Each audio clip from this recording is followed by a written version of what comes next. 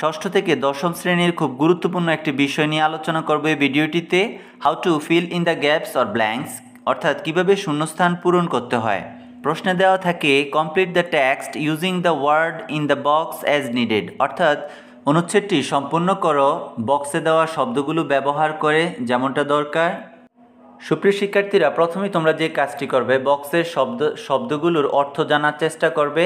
এখানে প্রথম শব্দটি হচ্ছে ইম্পর্ট্যান্স, এর অর্থ হচ্ছে গুরুত্ব, হেয়ার অর্থ এখানে, দ্যাট অর্থ যে, অ্যাবন্ডেন্টলি অর্থ প্রচুর পরিমাণে, এগ্রিকালচারাল অর্থ কৃষি প্রধান, অ্যান্ড অর্থ এবং, গোয়িং অর্থ যাচ্ছে বা চলছে, এক্সপোর্টিং অর্থ রপ্তানি করছে, ইমেজারেবল অর্থ অপরিসীম, নো অর্থ জানা বা চেনা হয়। এবার টেক্সটটি পড়ে কোথায় কোন শূন্যস্থান হবে তা নির্বাচন করতে হবে। Dear Raihan, I receive you letter yesterday. প্রিয় রায়হান, আমি গতকাল তোমার চিঠি পেয়েছি। I hope you are well, আমি আশা করছি তুমি ভালো আছো। You have wanted to dash about the crops of our country. এখানে তুমি চেয়েছ, তুমি কি চেয়েছো, এখানে হচ্ছে জানতে, অর্থাৎ এখানে নো হবে, KNOW, নো। প্রথম উত্তরটি হবে know. You wanted to know, তুমি জানতে চেয়েছো about the crops of our country, আমাদের দেশের শস্য সম্পর্কে।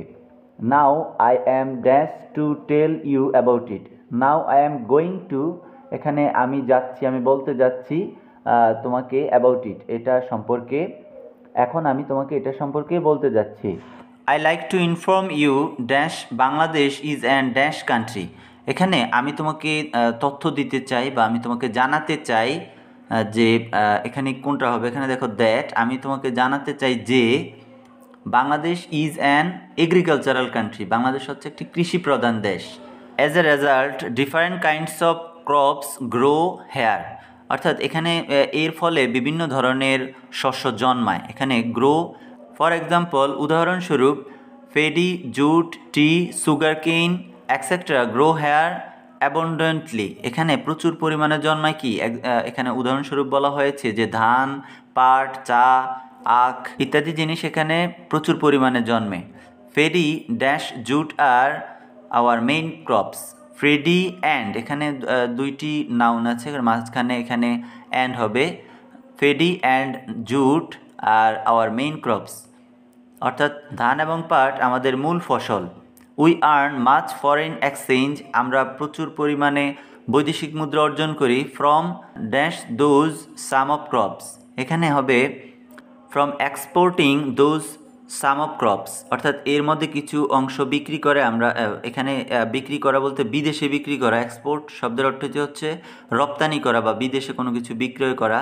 তো এখানে exporting those some of crops হবে।